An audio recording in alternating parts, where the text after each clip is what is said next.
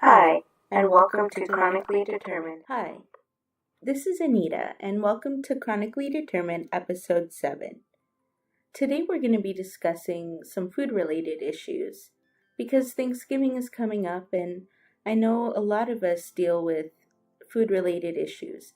Even if you're not going to be dealing with Thanksgiving coming up because you don't celebrate it, still, this is a good topic to talk about because we do have to eat with others from time to time, and maybe sometimes we stop ourselves from eating with others because we don't know how to handle talking to them about our food-related issues. And I know that I have stopped myself from going out or having to go over from friends' houses for dinner because I didn't want to have to discuss with them all of my food issues. And so today we're going to be talking about that. And I just want to start off by saying that guess what? We're on iTunes now. I know another great hurdle to cross, and we did it. Woohoo! So yay for us. And you can catch us over there on iTunes at Chronically Determined, and the podcast episodes should be up now. You can download and play them and go about your merry day. Anyway, back to the topic. So either if it's simple inflammation or you're dealing with some more chronic illnesses apart from fibro or IBS or IBD, Crohn's, other issues like that, we all have food-related issues that it's hard to talk about with other people. I myself have to deal with gluten sensitivity as well as not being able to handle like potatoes and beans and stuff like that. And because I live in California, beans are a big thing here. And I know for a large part of the world, potatoes as well. And so it can be hard because a lot of what goes into the food is a lot of wheat, and I can't handle wheat at all.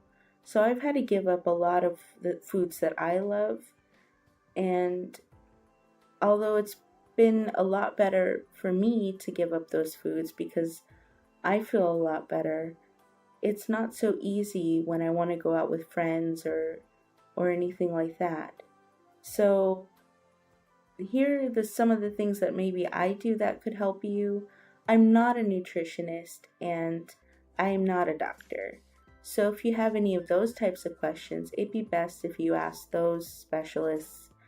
But for me, this is what I do, and we can go forward. So what I do is if the event calls for it, I bring some of my food. So if it's like a potluck or something like that, where we're all dining together and we all bring a little bit of our own food to the gathering, then I bring some gluten-free cookies or some gluten-free pasta, because then I know at least I am able to eat one thing with everybody.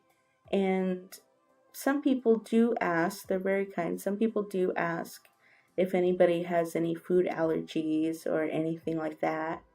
And I do mention that I cannot handle gluten at all, because if I were to get into all of them, such as the beans and the legumes and all of that, even the nightshade family of foods such as eggplant and everything like that, that would be a little too overwhelming for some people. And although that doesn't seem too fair, I just want to make sure that the one that hurts me the most, which is gluten, is known, right? And so I make sure that that's known, and usually people are pretty nice about it.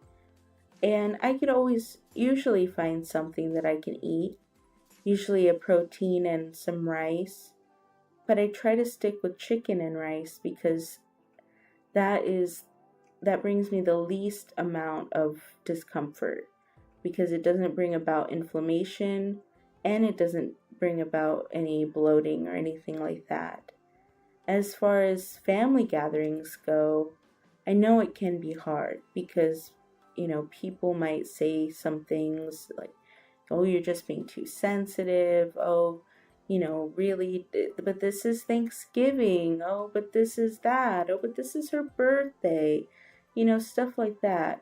And while I understand that that may hurt, you know, it it is hard. And like I said before, you could always either bring some of your own food, or sometimes what I do when I know that I'm not too sure about the situation, I eat beforehand. I eat before I go somewhere. So I'll make something for myself at home, and then I'll pack a little snack for myself. That way I know that I'll be full and I'll have a little thing to munch on while I'm there. But again, I can usually find something that I can eat, even if it's just a salad.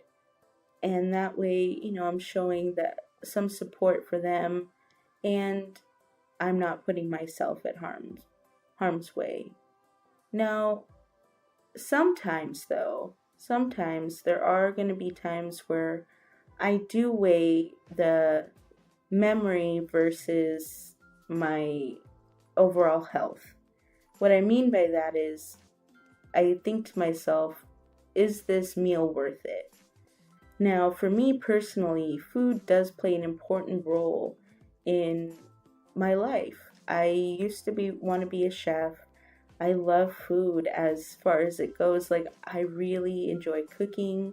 I really enjoy all the beautiful parts of food and making it and preparing it with others, and looking and seeing the joy on other people's face when they eat my food and everything like that.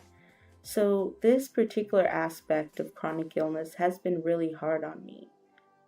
But so the only way that I can kind of accept that and move on and really continue on with the joy in my life is accept that sometimes there's going to be times where I will feel uncomfortable, but the moment was worth it.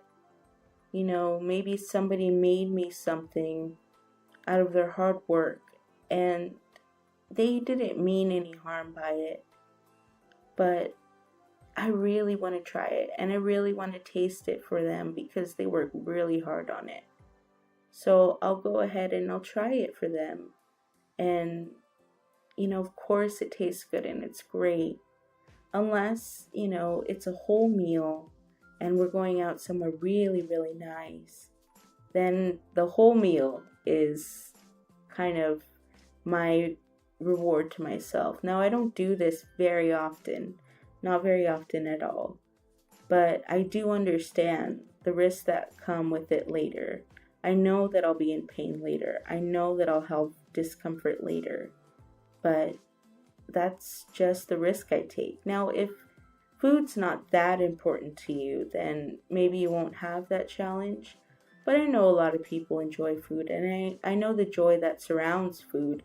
It reminds us of family, it reminds us of memories and everything like that. So I did want to bring that up today, especially with this particular holiday in the United States coming around. And I just want to let you guys know that I understand that. And this week particularly was a little hard. The smoke here in California has been really bad, and I haven't gone outside much. Been going a little stir crazy, in fact. And so that has kind of knocked me down a little bit. I haven't been able to do as much walking as I would like to. My back's been hurting a little bit, but I'm still trying to get all my studying done and do all that. So in times of stress like this, I know that also throws our digestive systems out for a loop. So just be mindful that stress not only plays a part in your pain, but it plays a part in your digestion as well. So be mindful of that, and be mindful that it's gonna be okay. You're gonna maybe feel uncomfortable for a little bit if you do give in, but try your hardest to always take care of you, because you deserve to be healthy. And part of that is being mindful of what you put into your body. I had to give up a lot of things that I loved, but it was worth it in the end, because I'm doing a lot more things that I love now than I was be able to before. So, well, I hope you have a great rest of your week, and you can also, I'm also on Snapchat now. I've learned how to use it. I'm on Snapchat as Anita Crumbly, ANITA CRUMBLY, and I'm working on Twitter at the moment, but yeah, so you can always check me out. iTunes, Spotify, YouTube at Chronically Determined, and Snapchat. So I just want to wish you a great week, and I hope you're feeling okay. I hope you get enough rest, and that you are eating well. With the best love and the best intentions, Anita.